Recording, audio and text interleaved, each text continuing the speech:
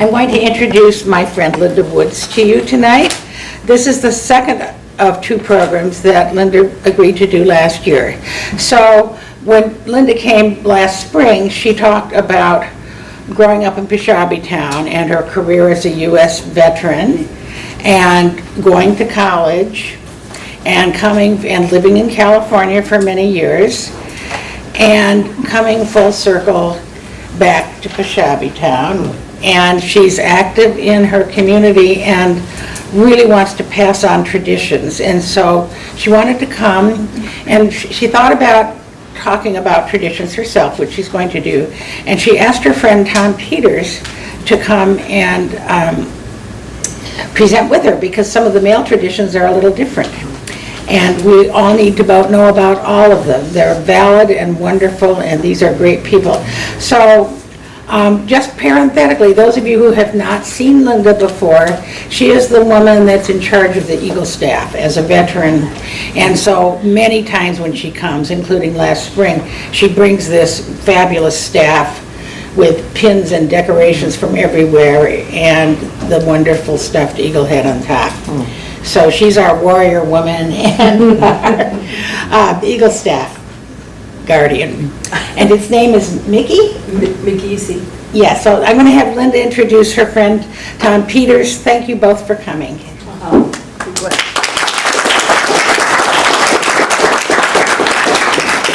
And I am standing up.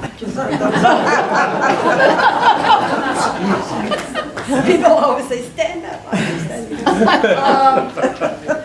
I invited Tom because he's a wealth of information, and I learn a lot from him as well.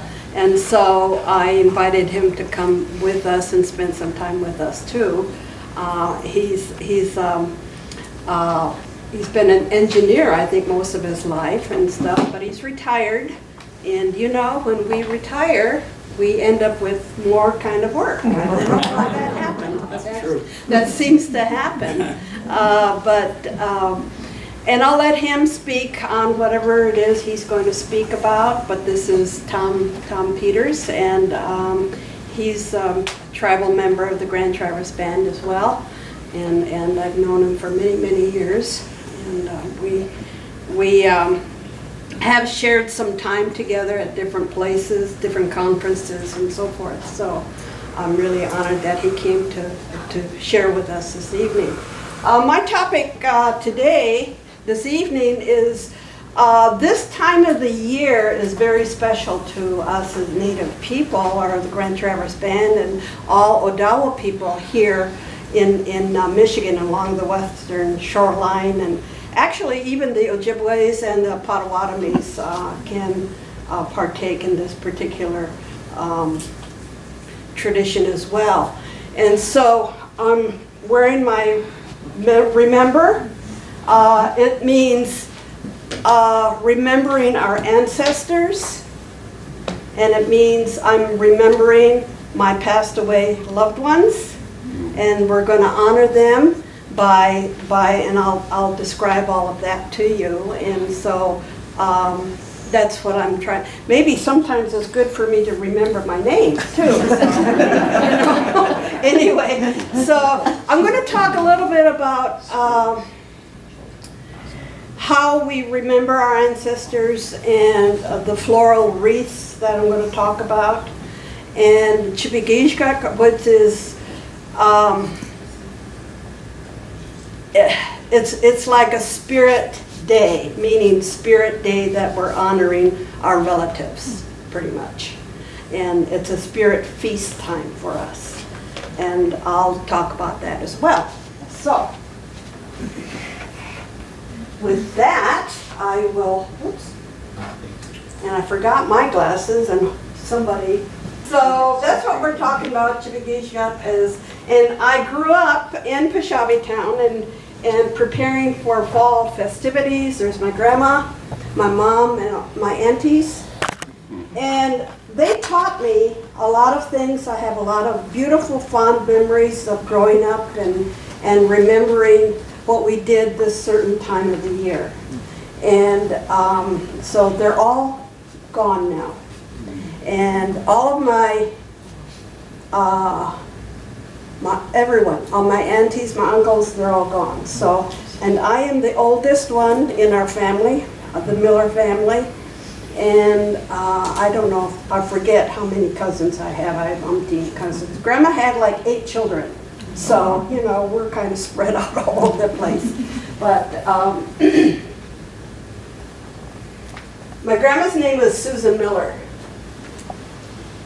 And so what we're going to do is in floral wreaths. And it's specifically for those of us, I think primarily for those of us who were Catholic and in Peshabi Town. I don't know if the Methodists or if they do this or not, I'm not sure. But anyway, in the Catholic Church, it kind of coincides with the church's special holidays, holy days. And so there's a holy day called All Souls Day. And that's on November the 2nd, we just had that. And then, so what we do is on that day, and I will talk about that as well, but we look for red willow primarily to make wreaths which represent crowns. And you saw the picture in the front where you saw those flowered things. So they go around the head, so to speak. And they represent a crown for our relatives. It's our way of saying we love you, you mean a lot to us, and we're not going to forget you, and like that. So, and then I'll tell you a little bit about how we make these crowns. And so I'll tell you a story. I get together with my friend in Peshabi Town, and we put our heads together, and I says, okay, so what do you have? What do we need? And so she says, well, I ran out of red willow. And I says, oh, well, I think there's some right down the road I can probably go down. And there I am, and I am approaching 80. So I'm down the road, parked alongside of the road. Cars are whizzing by and everything, and I'm traipsing down this little gully.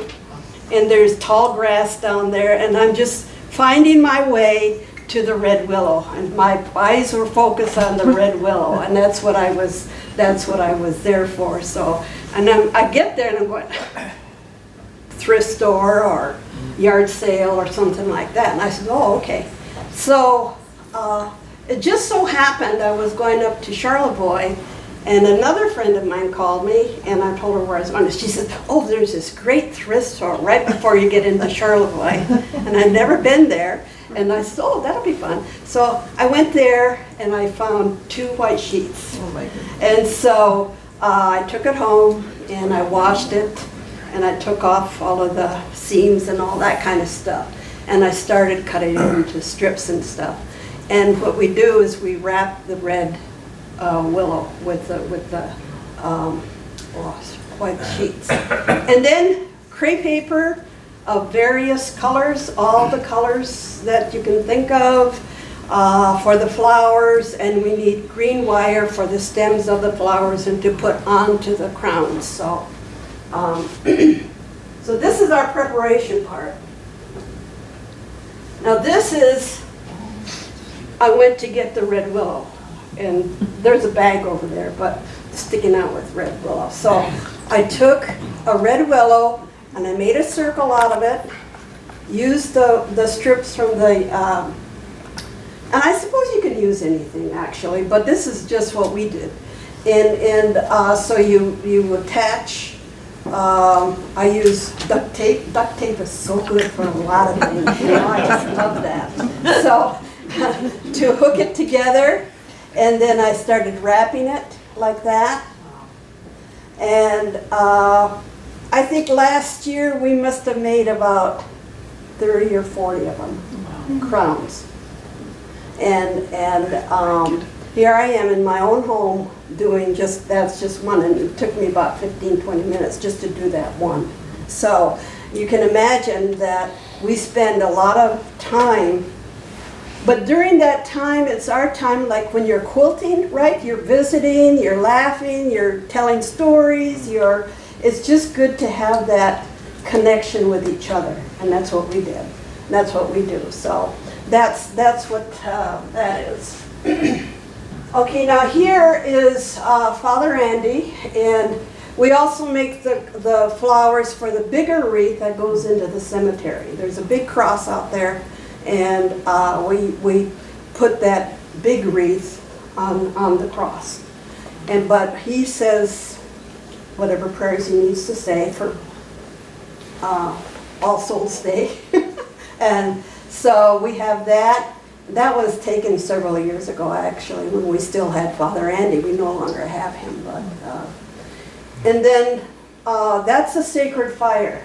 When I talk about a sacred fire, that resembles a sacred fire. And you put in there the tobacco and your prayers into that fire, and that goes up to our relatives to let them know that we're praying for them.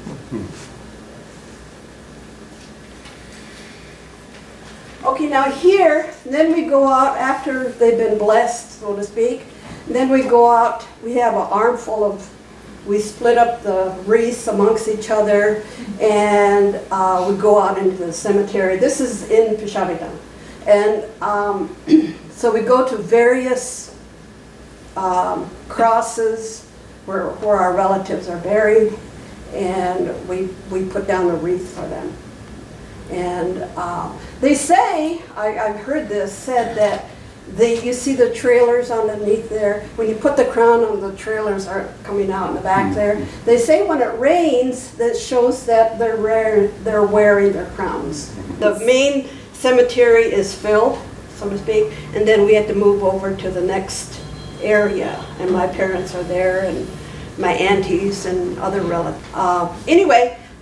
People in Petoskey are doing the same thing.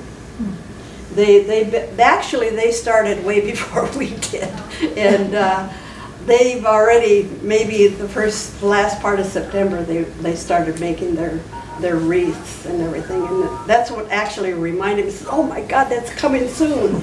So that particular, the bench, is my relatives. My grandma was a Yonut and a Fisher back further, and so she's related to all of those folks there. And I know Mabel and Concannons are all in that area there. So, and again, there's more crosses, and you can kind of see where the crowns go. And how we go throughout the whole. Those crosses way in the back, there are no names on them. So. And again, it's on November the 2nd, All Souls Day. And that's me. This was for last year. It was kind of cold last year, so I started carrying. Okay, Chipigishgak. There's two different. I think I misspelled that. Chipigishgak is TCHI. Well, you wouldn't know, but I caught myself. And there's other ways. We don't have a written language per se. We've always had an oral language, and so I'm seeing words that I have to sound them out if I can try to remember. So it's like a spirit feast day. So I'm moving into what we're doing right now. And we've gone beyond, lots of times, like at the church in Pishabitan, I think they had a breakfast that day. And some other people in the community may have had supper that day as well. And so sometimes when I do it, usually I only make soup and fried bread and pie. And because I like to keep it kind of simple, because I don't have a whole lot of people to help me. Because usually when people come to your home, and I'll get to this also, like I went up to Petoskey one time, and I went to my friend's dinner. They had up to 200 people that came to their home. Wow. And they just come in, they eat, and they pray, they put their tobacco on the fire, and they leave, and they'll go to the next place. So it's just kind of a way that we kind of keep on carrying on our own traditions and honoring our relatives. So we prepare their favorite food, whatever it is. Usually it's corn soup. I made corn soup a couple weeks ago, and I'll show some pictures there. And then same as for tobacco, it can come either in a bag of tobacco or tobacco bag, medicine bags, kind of like a little medicine. We put it in a wrapped cloth tobacco. And then we have a spirit fire, like I showed you. Every home does it a little bit different. Sometimes if it's raining or snowing or whatever, we're still going to do that. And we may have an awning out there, and people will visit out there as well while they're waiting to go in to eat. And we share stories. It's a beautiful time of the year for us. Sometimes people will have different experiences. Like here, this was when I was in California. I had retired and I went to California, and all of a sudden I started dreaming about my relatives, and I'm going, what is going on here? You know, and they started, my aunties, my mom, you know, and Jim Concannon, I dreamt about him. I'm like, what is happening here? Then it occurred to me that they were getting hungry. So they do that. They do that. Yeah. Or sometimes I've heard some people say they'll go to bed at night and they'll hear cupboard slamming or something on the stove or whatever, and they're waiting for us to feed them. So it's their way of communicating with us. I believe that. So here is kind of an example of what I use to honor my parents, my aunties, my grandma, and there's a little bowl of tobacco there. It's a little honoring kind of a thing, and a candle. I was in California, so I was in an apartment, so I couldn't build fires. So I had to use a candle, which we could have used tonight, right? But so anyway, it's a lot of people will have pictures up of their relatives, the passed away relatives that they're thinking about that day, and I had a mini dinner at my house a couple of weeks ago. I was having a hard time with my mother. She passed away in '96, and we had two guests in this area. That's me cooking corn soup. There's corn soup in the pot. I didn't show it to you. It's yummy. I love corn soup. So, and then over there, setting the table. Usually what I was told is that we put out our best dishes, we set it up nice, and because who are we honoring? Who is this feast for? It's for them. So we want to welcome them into our homes and say, we haven't forgotten you. You're still with us, and we love you so very much. So I think one year I made 3 soups. I made my corn soup, and I made chili, and I made squash soup.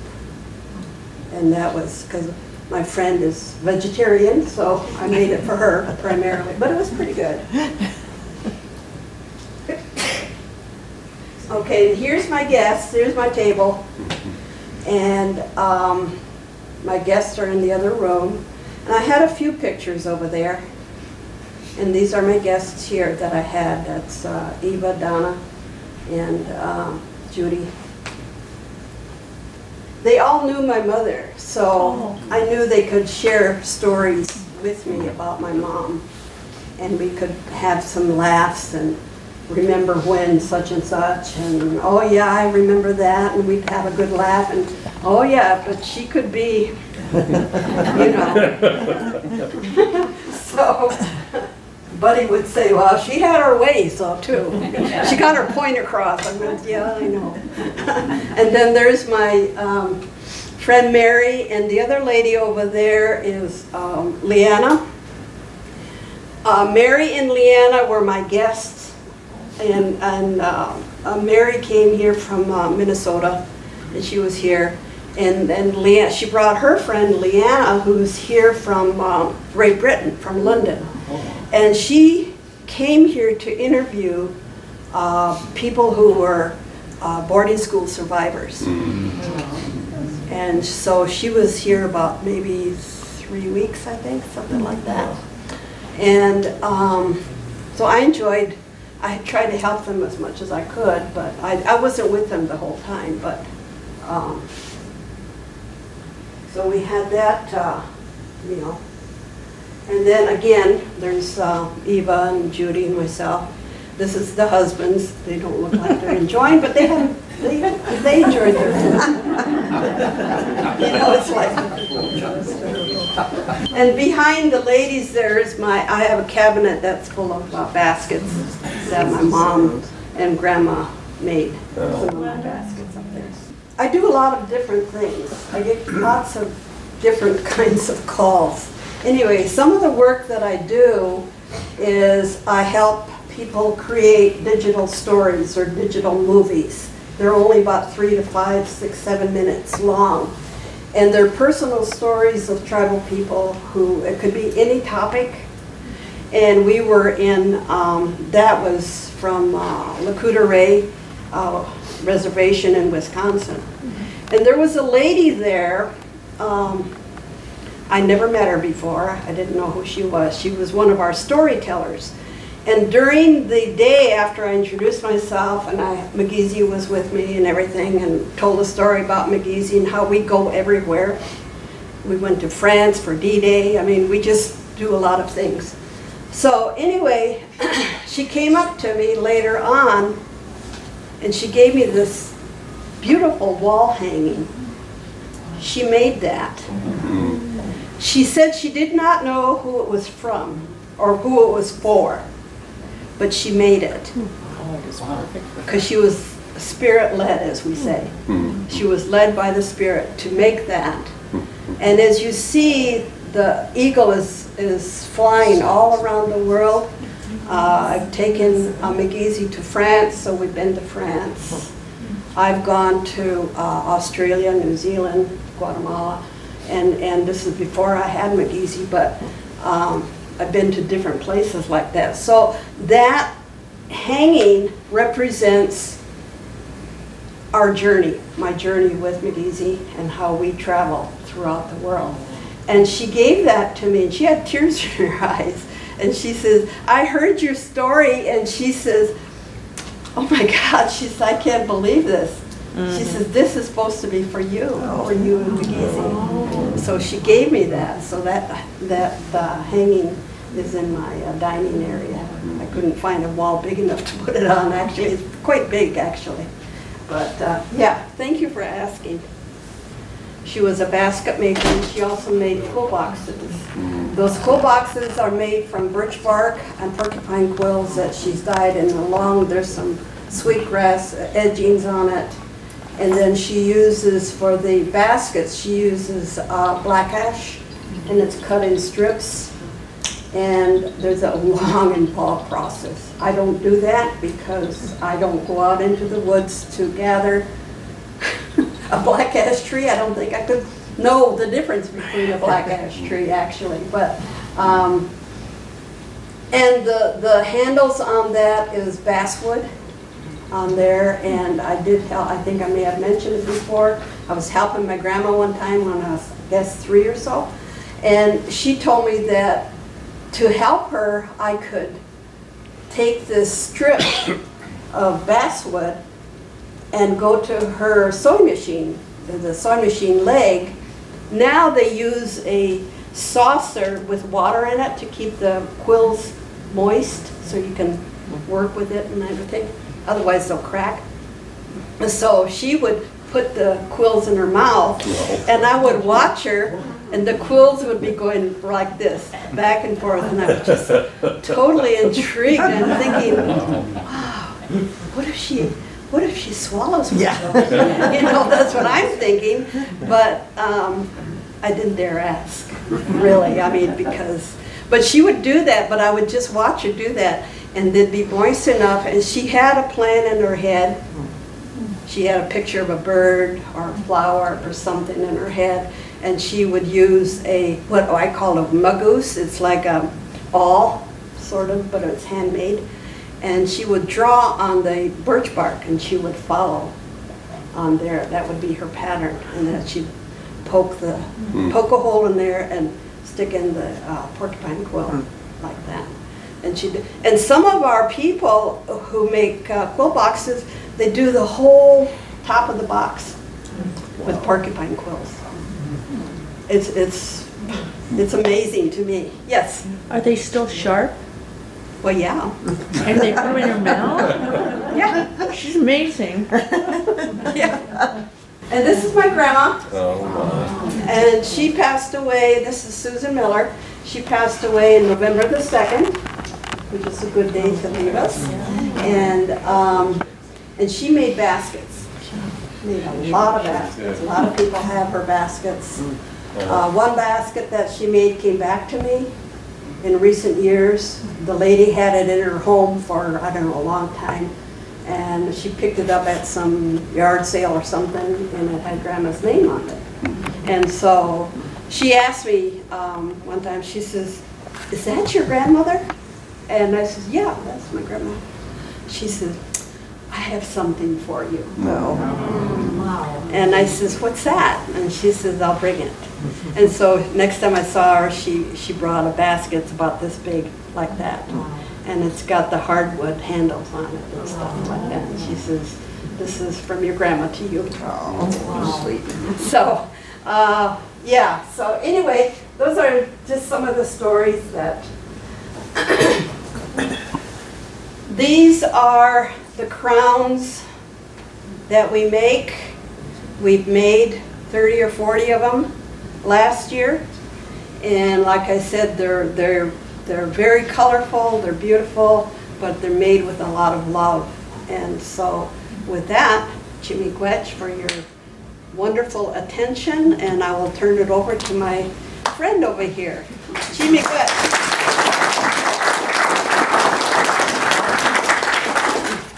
One comment on this. You saw those women that were in there, and the word we have for, they call them Anishnabek, but they also call them Mindamoya. And a lot of people say that means old lady, but what that means really in our language is those that hold our communities together. And you can see those baskets that you had on there. That was the only way 50, 60, 70 years ago that we could afford to live here. For our families, is these women would go out and grab that and make all those beautiful design works, you know, to get a little bit of money to feed their families. And so my great-great-grandfather was part of the Treaty of 1855, which created the Sioux box up there with the United States. And those are agreements that are the highest law in the land, those tribal agreements, those treaties. And he served in the Civil War. And he wasn't a citizen of the United States at the time. But the reason they tell us that those warriors did that is to ensure that the government met their agreement on that other side. That they knew that that was that important for them to have those things that were reserved for us, for our families and our descendants. We have this saying about 7 generations. And what they're thinking about is 7 generations ahead. My dad was in World War II in the Pacific, and that also, he told me that. He says, that's make sure that they know that, you know, we're a part of this country and we're defending this country, and that's really important, you know. And like a lot of things, you know, that she reminded me of, and you see those baskets there, is that the warriors sometimes are considered men. In our family circle, the women are just as important as the men. The women have the interior of the wigwam, and the men have the outside of that. And so when we do things, that doesn't really show the veterans that are women, it's important for our community to recognize those that hold us together. And Linda's a part of that process. She's a veteran, and she represents our community all over the world. And so a lot of women are recognized for their service that they did for this country. And we also hold them in high regard, for them, and they're recognizing that. And she's one of the first ones to have an eagle staff and carry that eagle staff in. And those eagle staffs are for like fallen warriors. Each one of those things are for fallen warriors. And I have a feather on that staff for my family member too.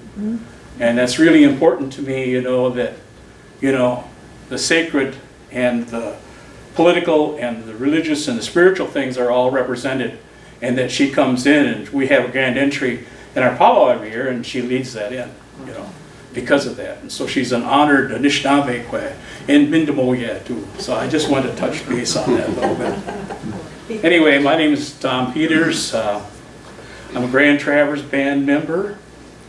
And actually, my family isn't from Peshabi Town. My family originated in a little island that's in the northern part of Lake Michigan. There's Beaver Island, which is a big island. But just to the west of that, there's a little tiny island there. It's about 7 miles by 3 miles. It's called High Island. And that's where my family came from. That's where we lived. And so when they had let's see here. I just wanted to review a little bit about our history.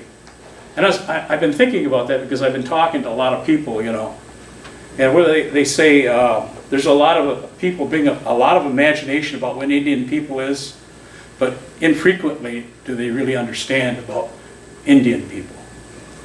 And we call ourselves Anishnabek. Part of that makes sense because we got 500 tribes in the United States. 500 different unique languages, 500 cultures. And in Canada too, there's a whole bunch of them, And so to bring that all down and filter it all down so people can understand that, that'd be pretty tough. That's like all of Europe and all that, trying to combine it all one together. But here in Michigan, I wanted to ask that question. Was anybody here that wasn't born in Michigan? Yeah, so there's about, a third of you. Anyway, our tribe here is our oldest brother. We're all related in Michigan. That's different than a lot of other places. Our oldest brother is a tribe called the Chippewa. Have you ever heard of the Chippewa? Well, it's mispronounced. It's Ojibwe. Ojibwe. And they're considered the oldest brother, and they're the sacred keepers of the sacred traditions that we have. And when I talked to Linda, she said, well, why don't you talk a little bit about traditions? And so I'm going to do that a little bit, And then the youngest brother in that Three Fires Confederation is called the Potawatomi, or Potawatomi. I know that most people have heard of the Potawatomi. They're in southern Michigan. And Potawatomi means to build a fire. And they're the fire keepers of our confederation. And then there's the middle brother. And that's what we have here, mostly in our community. Have you ever heard of the Ottawa? The Ottawa tribe? Well, that's mispronounced too. It's Odawa. Odawa is how we pronounce that word. And it's just a language thing, where, the unique names and titles that we do. Our language is really critical to us because one of the reasons it's critical for us, in America, we've got a lot of people from Germany, from France, from Greece, from China, all over the place with different languages. But our language originates here. It's called Anishnaebek. It's not like Dene, it's different. We're one of the largest speakers of that group. We're the third largest in the United States and Canada. And so we still have that. And there's spiritual meanings that are in our words. And it hasn't been very long, and we can remember the roots of those words, and have spiritual meaning. And in that sense, maybe we don't have a written language, but we have memories, we have stories, we have things that link to how things are viewed, about different words and how they link, how the spiritual part is important to that. And so that really gives us a good glimpse of how things are structured. It creates what we call our worldview. When we go out and we see sacred plants out there, we know what they are. We know why they were called that and what medicines they were. And so that's our better understanding that was given to us before, the Europeans came here. That's all within our language. That is decided and it's given to us. And if you understand your language, then you can understand more of that. So anyway, I wanted to touch base a little bit and give you an idea.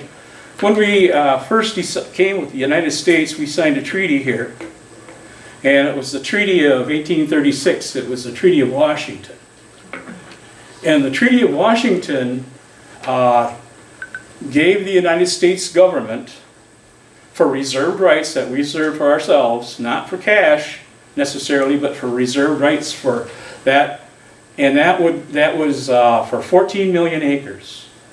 And so if you draw a line from like Grand Haven, draw it up to Alpena, everything north of that. So we're in that area that we traded for that. And if you go up to Marquette and you draw a line down to Escanaba, everything east of that. That's 14 million acres of land that we gave to the United States in a treaty negotiation. And so those things happened. We reserved lands too. We also said, okay, we're going to do this. We're going to reserve lands for ourselves. And there's big areas like up in Sault Ste. Marie and Emmett County and here and downstate. There's all those different places that we reserve for ourselves. And we reserve fishing rights.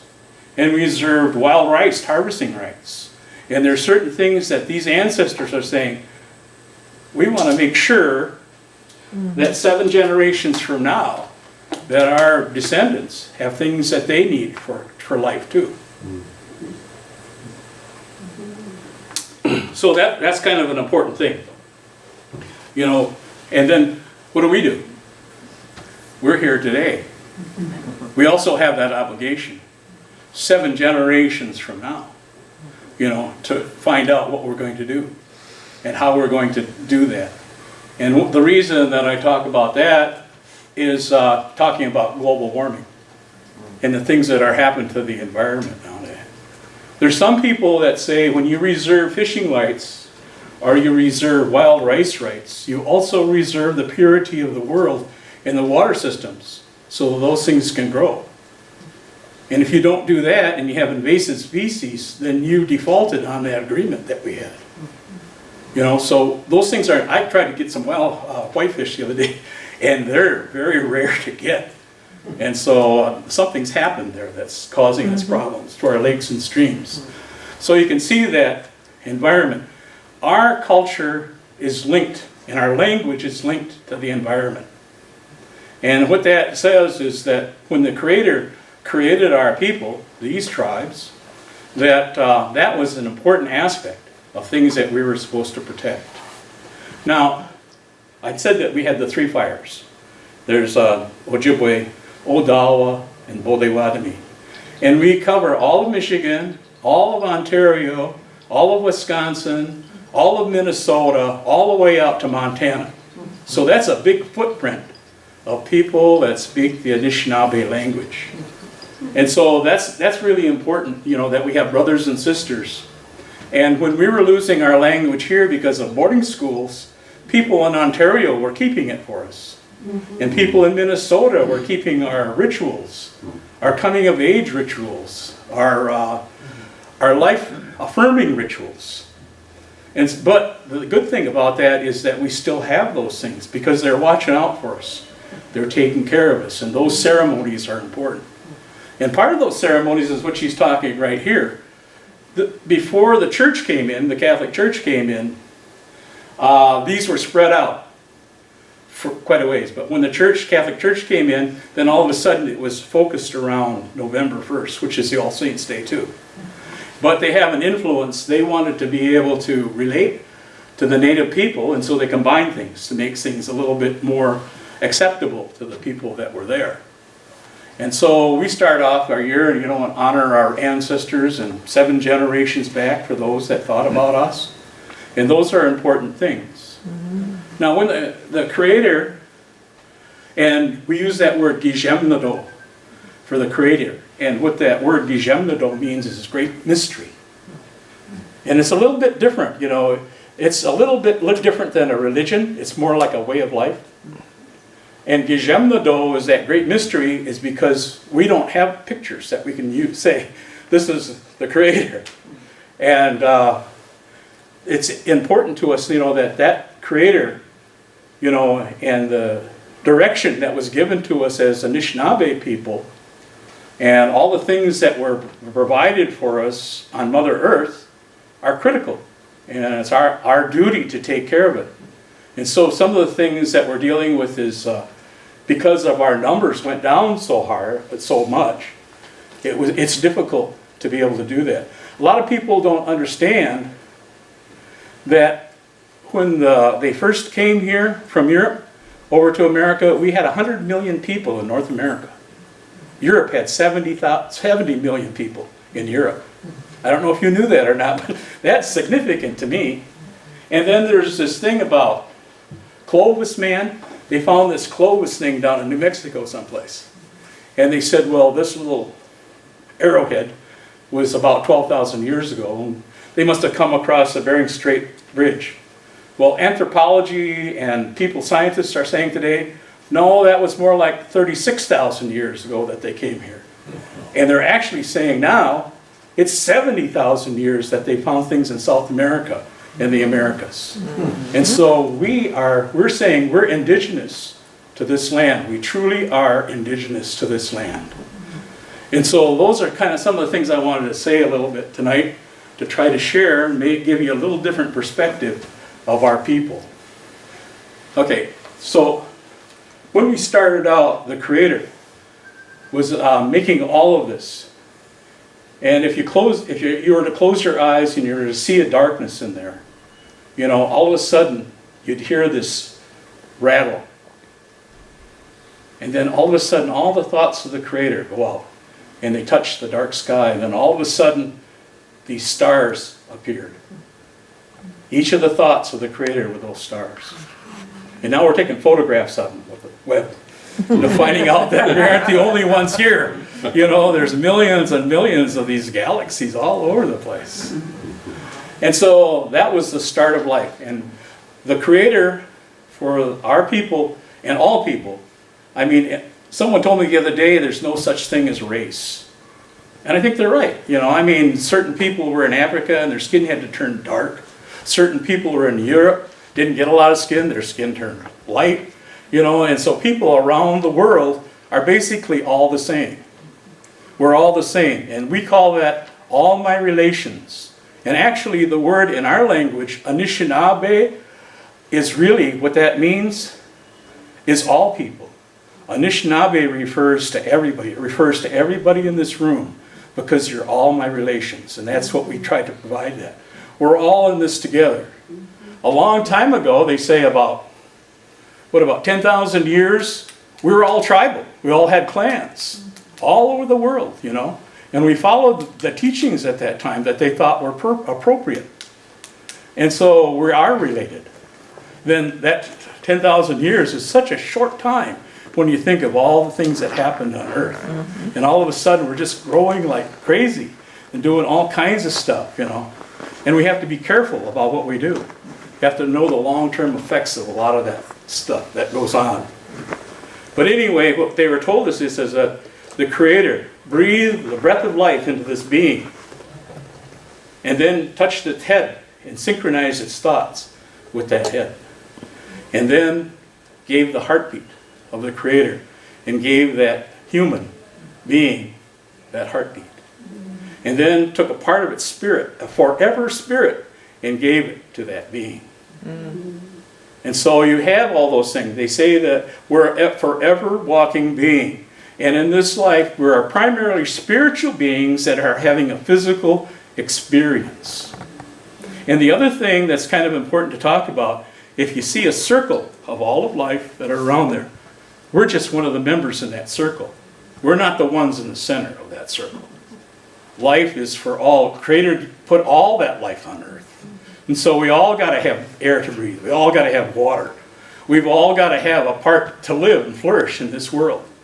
And that's the thing that we try to put forward when we talk about a lot of the things about the spirituality of the things that we need to do forward. We need to think of all those grandkids that are coming forward. They have the right to breathe. They have the right to live. They have the right to prosper. And all those things are important. And we need to reverse that process.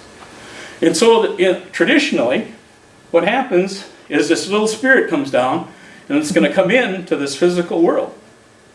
And I'm in the east here, I think, and I'm going to the west. The eastern door, got to come into life with it from the eastern door. Okay, so what does it do? It runs around and looking for two spirits that will bring it into this world. And eventually it finds a mom and it finds a dad. Each one of us that are here in our teachings finds mom and dad. And then it comes in through that eastern door, the birth canal. The birth canal, it comes in. And it comes into the earth. And mom, dad, they call that the good life. That's when that baby's tiny and it needs to be taken care of. And all the things are, taken care of for it. And there's 7 of those stopping places, they say, as we go to the elderly age at the 7th door. And there's a fork at each one of those, 7 forks, as you go down there through your life. When you're in your 20s, your 30s, 40s, 50s, 60s, and 70s, you have these stopping places. And it's possible to go down this fork in your life. And so you're going down this thing, and it's a little path, little tiny path. It's called a mikanance. It's just a little tiny path, spiritually, and just to understand things. And so you're making your way down that path. And then all of a sudden, you're off balance. We have this word, it's called akuzi, which means sick. What akuzi means is you're not balanced. Something is causing you problems. And so then, all of a sudden, you go down this other path, and you come to a dead end. But you have to remember that you can always go back to that path again, to that red road, that little mikanance. Because we learn things when we make mistakes. Everybody learns things when we make mistakes, and that's just part of life, And so as you go through, you come in as a teenager, and all of a sudden you're just like ready and you're rearing to go and do all kinds of things. And then you come into your 20s, and you're in a lodge, and you're in a building here, and you see someone across there, and you're attracted to that person. And that's part of that life too. And then all of a sudden, you're a family man. You have children of your own that you have to take care of. And then you come to a particular point in your life where someone said it's doing life. It's not like doing jail or anything like that. What that means is everything that you accomplished in your life and learned, it's time to put that into practice and to put that to good use and fulfill your destiny that you had. Now, I'll back up a little bit. Something that happens to our people, and it's a tradition, is a thing called fasting when you're about 12 years old. They take you, and traditionally, they put you up on a hill, and on that hill, you go without food and water for 4 days. And you're up there by yourself. You get a little fire, you get a little shelter, you put things, just sacred medicine around you and stuff, and you wait for your vision to come. And you're depending upon your spiritual ability to connect and offer some of yourself without going without rest and going without food to heighten your awareness of those types of things. And eventually when you're sleeping, something comes to you that we all have, and that's dreams. And in our dreams, we could travel someplace. Someone can come and tell us what our life path is going to be and the strengths that we have in our community. I remember when I was a young man, I was an engineer in Lansing, raising a family. I have, right now I've got 4 daughters, and I've got 9 grandchildren, and I have 6 great-grandchildren. So, you know, that's a big family, you know, and I love them all. It's just wonderful to have them all around. But at some point, you have to understand, where is it that you're going, and what things that you can have to be able to help you in that path of life, to negotiate that part of your life so that you're going in the right direction. You know, and so that's what they try to teach you when you go up in that fast. Now, young boys do that, and also girls do that. Girls also go through the menstruation time, you know, when they are able to give life themselves. And that's an important process also. And so then let's say we're on that road, and we're continuing down that path, and then we come and we get to do all these things in life. And eventually you come to being an elder. You're an elder. And so here you are in the 7th phase of your life, and you're walking forward into that western door. And that western door is what you travel over into another life. Your spirit travels. Your physical body stays here. And your spirit travels over to that world. And so you're wondering, well, what am I going to do here? This situation pops up on you. What am I going to do? And you turn around, and you're just about ready to ask Mom and Dad. Mom and Dad aren't there anymore. They went to the spirit world.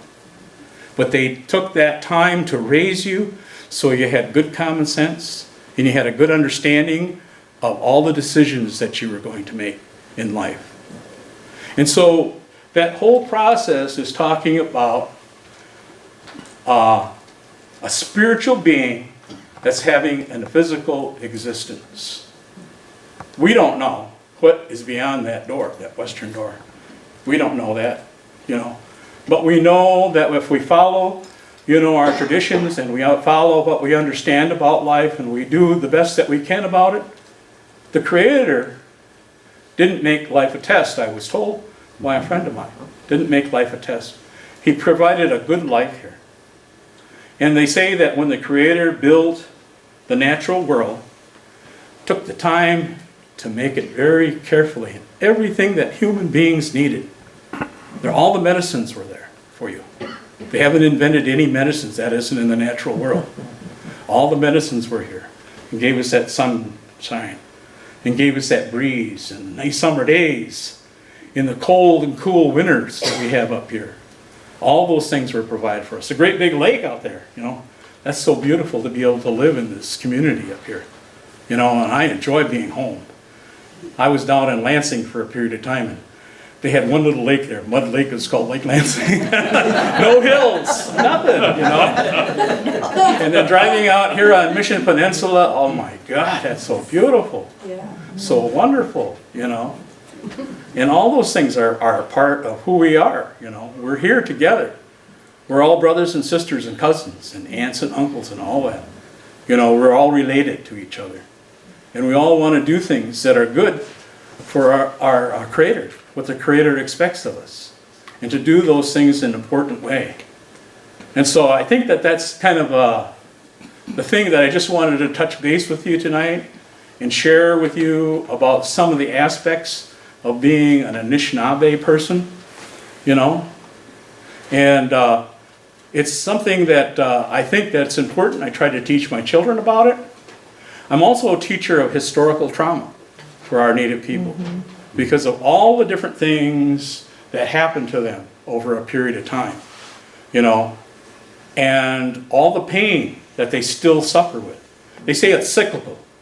You may not have been participated in that. You may have been 2 generations from that, but you still hold on to a lot of that pain because of you were raised that way.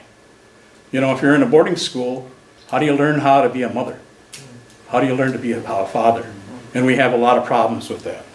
And so I try to do that. I don't see myself as a teacher or a medicine man or anything like that. I like to see myself as a helper. Shkabewis is what we call that. In my community, I like to be a Shkabewis and try to help my community. And the whole process of restoring language, of repatriation, of bringing our relatives home, of knowing our history for our young people, being able to tell our stories that we had, because that's what we used to do and teach people. And that someone said you're late at night and all of a sudden you're building a fire and the grandkids come around, you're out camping, and pretty soon someone wants to hear a story. And we all relate our past and our relatives, our grandparents, and all our history of our family during that time. And that's the time we make that connection. We make that connection, and we make that connection with love. We make that connection with love because it's important for our family to grow. The Creator came down, and after we were having problems and stuff like that, they decided to give us what's called 7 grandfathers. 7 grandfather teachers to help us survive. And that was truth, bravery, love, wisdom, respect, humility, and honesty. Those are we had, we had a lot of people in the United States, but one time we were only down to 300 people in the United States that were Native. 300? 300,000 Oh, 300,000. in the United States, all tribes. I knew it was that. But now we're up to a couple million, maybe 5 million people, in the United States. And so we're starting to come back and people are starting to understand things. One of the big things that I was involved in was we've lost the language in the boarding schools. And so when I had the opportunity, we invested in a language organization across the Great Lakes, and we have a conference every year. And people were, Anishnabek, the language, is really a difficult language to learn. At least it is for me. I'm not fluent in the language, although I grew up with 2 fluent grandparents. But we're looking really hard at trying to reestablish our language, and a lot of other tribes are too, because that's a start, And then teaching the ceremonies and understanding the ceremonies. When a person goes up to fast, they're not going up there for themselves. They're going up there for their community. And they fast for those 4 days, praying for the strength of their own community. And I see that as being an important aspect too. And then also, it's important to understand the roles of men and women and honor women. That's one of the very key things in our communities to build strong communities. Learned English, because I had to go to school and all that. But I believe today, and I've been out wandering around too in the world trying to figure out where I'm supposed to be and all that, and raise my family and all that kind of thing, but it all led me back to here. This, I believe, is my homeland. This is where I belong, and I'm very content being here. I'm also even and I think at any age, we can start learning our ways. I can start learning. I know I have the language within me. Getting it out might be a different story, and saying like I struggled with Chibikishka, how do we, I heard that growing up from grandma and from my mom. And so I learned that. So I call it as it is. They call it go supper everywhere. And I say, I don't like that. I want to call it Chibikishka because that's what I heard growing up. And so I'm telling my children about that. And I'm telling my grandchildren about that. And my great-grandchildren about that. So what little I'm learning, I'm trying to pass on to them. And I'm still learning. I've got a long way to go, baby. So. That helped us to do the process, and they use this thing called Fiero project. It's double vowel project because we have a lot of vowels in our language. And he wrote a dictionary about that process. So they got double I and it says me which, like EE really, but it's me which. And so the other things is that we've got immersion schools like in northern Wisconsin. And those kids are speaking the language when they're in the smaller grades and stuff, I had a friend that was he had a Hebrew school in, when I was researching this in Detroit. He said, well, come on down and see, So I went down there and I went to the class, and these little kids in the 1st, 2nd grade, they were asking their teachers questions in Hebrew. I thought, wow, that's something, you know. So I went to the upper grades, you know, and these kids are talking in Hebrew. And they spend half the day learning Hebrew, but not the way you would think. They're doing math and geography, but it's in Hebrew. You know, and I think, wow. So I asked them, I says, well, your parents must speak at home, right? So no, we're first generation speakers. And wow, I was thinking, my goodness. And when they go to Israel, the people over there don't know they have an accent. But the reason for that is because they hired teachers, certified teachers, to come over here and teach. You know, we don't have that necessarily, a lot of that opportunity where we have certified teachers in our schools. But, you know, because of the internet and because of the classes that are going, we have our own language teachers, and they're teaching kindergarten, they're teaching our young people, and it's amazing how many people are really catching on and are understanding that. And they get part of their spirituality back because they understand that, the language, you know, and so that also helps them. And it makes them feel proud of who they are. Sure, sure. Absolutely. I know that the Southern Bay School teaches the language in school. It's subsidized by the tribe. Where's this at? Sutton's Bay. Oh, Sutton's Bay, right, yeah. Yeah, they've done that for 6 or 7 years now. Well, what we have with the benefit and the teacher is Isidore Toulouse that's from There there. you go. And we have this Anishnabek Wintec, which is this conference from people all over Minnesota, Wisconsin, Ontario, that come together and trade techniques about how to do that. Now, Isidore's comes from a place up in Georgian Bay. It's Wikwemkom, and it's an unceded property, and the language is just there. You know, because they didn't get that type of thing. They had their own land and stuff. In northern Minnesota, there's a place called Red Lake, and they have their own speakers and teachers, you know. Our community, we have very few elders that are fluent in the language. They just, you know, they disappear with age and they just pass away. But my grandmother was a fluent speaker, my grandfather was, and my other grandmother was too, you know. Important. One time, when I was a little boy, I went and I asked my Grandma Mixavi, I says, well, how do I say I'm broke? She says, he manages buchka, she says. So I go and ask my other grandma, Elizabeth Toski, I says, he manages buchka. I said, what did I say? She said, bad boy is broke. So then I'm thinking, did my grandma pimp me or did my grandma sit my pimp? You gotta be careful, those elders.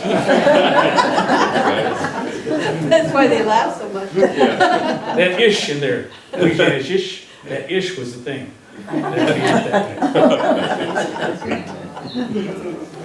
Back here, I was gonna say, before we leave tonight, can you teach us like a couple of common words that we should all know, like hello, for example?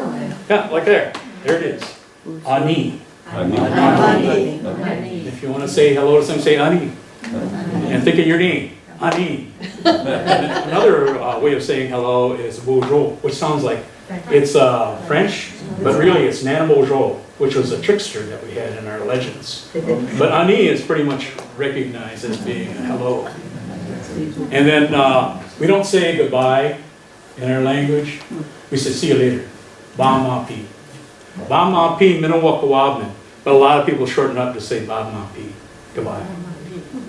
It's like I'll see you later kind of thing. Yeah. I'll see you later. Even if you're passing away and you're going into the spirit world, you'll see him again. Yeah. Right? Yeah. Another one is miigwech. I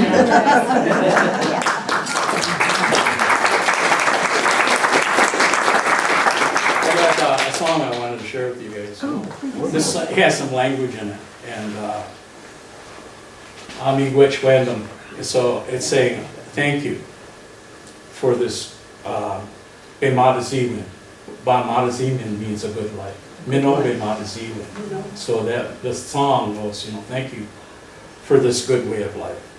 And I think that applies to all of us. Want to have a good life, right? Want to have a good life for your grandchildren, you know, and good memories, and laughing together and enjoying each other tonight.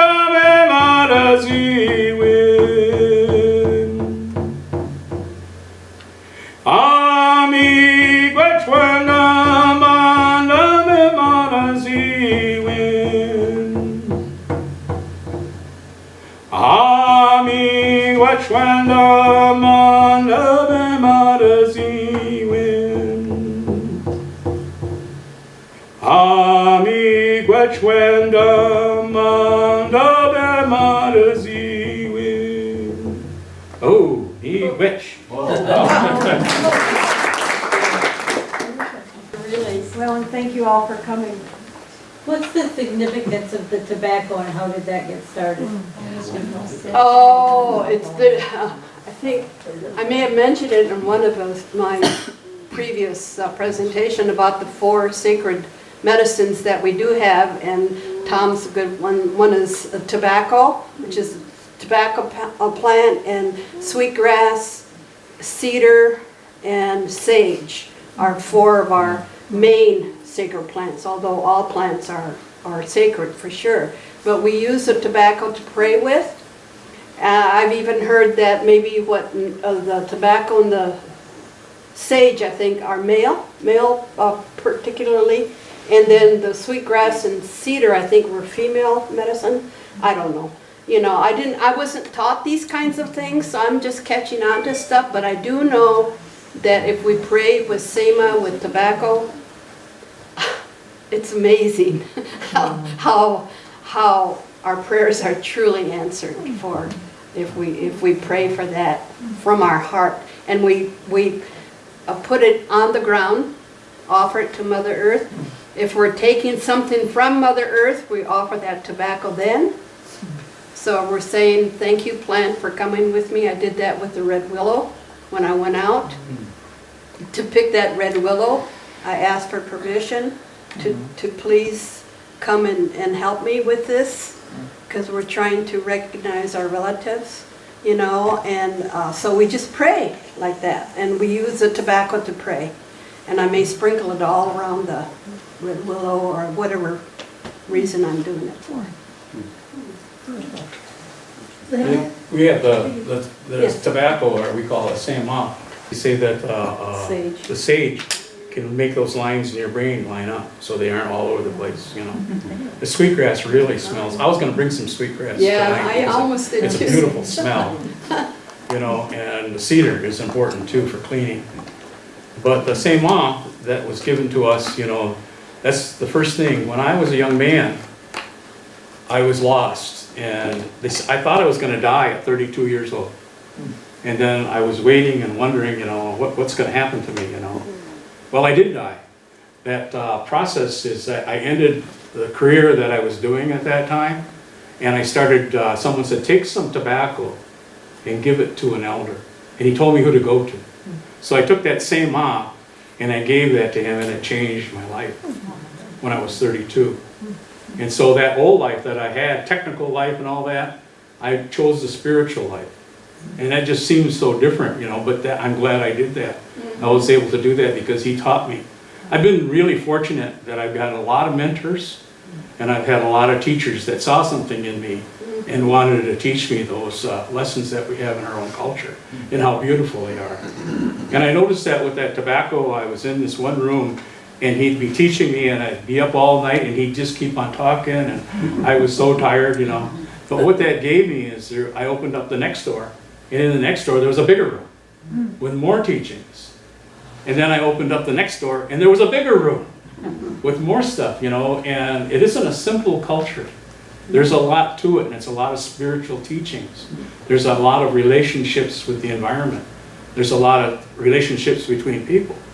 You know, a lot of those things, it's about life, you know, and being thankful for all the things that you had, because we had a good life.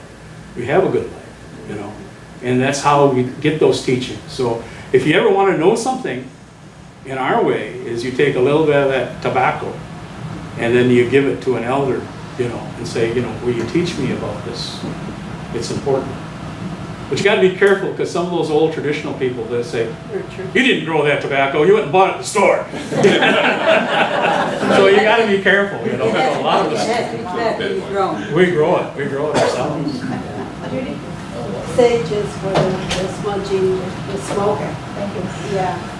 And around us, if you watch, I was in my front room the other day and I'm watching this black squirrel, and he's out there on the tiniest branch, and next thing you know, a big wind came on, knocked him down, and he fell, and I'm going, oh my God, he just fell off that branch, you know, and I went out there and he was scampering away, and then a couple days later, he's out there again on that same branch. And I think, I'm just like that.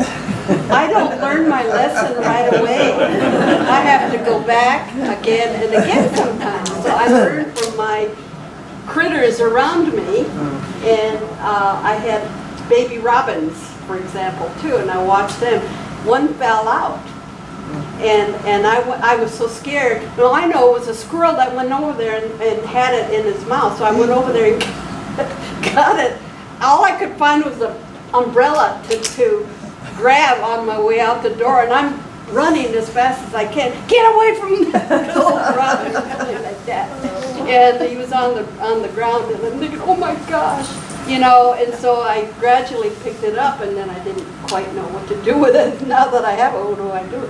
Well, I'm going to try to put it back, right? And so I talked to a few people about, should I put it back or not? You know, but I did. But then I'm so short, I couldn't reach the nest. So I had to call my grandson over and says, Jacob, could you come here and help me? I says, what you got? I said, that's that little bird, that squirrel would try to take it. And he says, but put, he says, okay. So he drags out a little step stool and he took it and he just put it back in the nest where it was. But all of these things I find that are